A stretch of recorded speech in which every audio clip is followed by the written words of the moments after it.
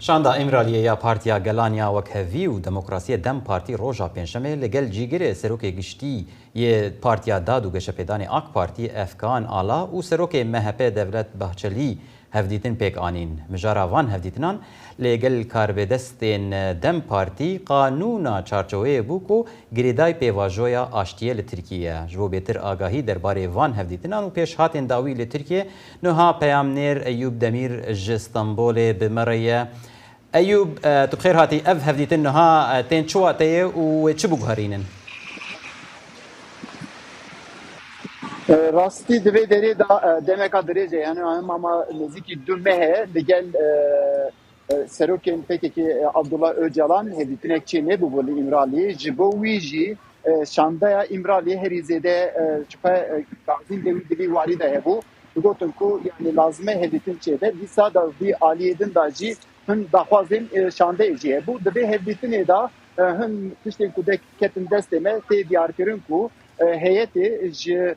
hem AKP hem jî MHP serokê MHP Devlet Bahçeli racî hevdîtin çêkiribûn daxwaz kirine ku yani rewşa Öcalan warê statiya Öcalan da hin tiştên nû bê çêkirin ji bo ku Öcalan diyalî da hem wek serokê vê pêvajoyê rêberê vê pêvajoyê derkeve pêşnîsa diyar dikin jî dibêjin ku lazim e ku evana vê yekê lazim e çareser bikin. Di hêla din da jî bibê nebê yani qanûna çerçeveyê di rewşeka ew ê dabû ev jî em dizanin ku hatiye rojeveyê. Eyûb, aya Partî Demokrasî û Yeksanî gel agadarî naweroki yasayî çarçêwe ye ta îsta hîç wirdekariyek ya zaniyariyek li ser ew babete bilav kirawetەوە? Tevra heyan niha rastî hem raydarên Dem Partiyê hem jî şandaya İmraliyê ew diyar dikin ku dibêjin di destê me de heya niha hikûmeta Tirkiye tu agahiyek nedaye. Yani ew çarçeveyê da yani qanûna çarçeveyê da çi heye çi tune heta niha jî destê wan da tiştekî dîpartin ne lê tê gotin ku yani hin li gorî kulîsa tê gotin ku li ser vî jî ev hevdîtina Dem Partiya şandaya İmraliyê da ev jî hatiye rojevê li heya niha jî kes nizane ku divê qanûna çerçevede çi heye çi tune rastî rexnê Dem Partiyê jî herî dide serbana bû dibe ku rojên pêşiya me da jî evanenekî zelal bibin. Başa Eyûb eger ev qanûn hat parlamana Tirkiye dê çi encamên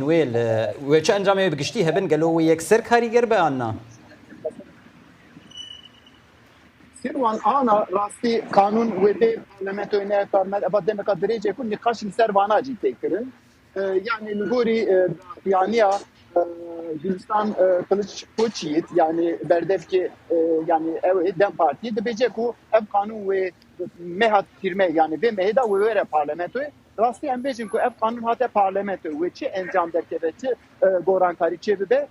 diyarî ne ji bo çi zanî kanûn hekevê parlamentoyê jî dibe ku were parlamentoyê parlamento tekeve betlanê heke parlamento tekeve betlanê bivêne bi ev kanûn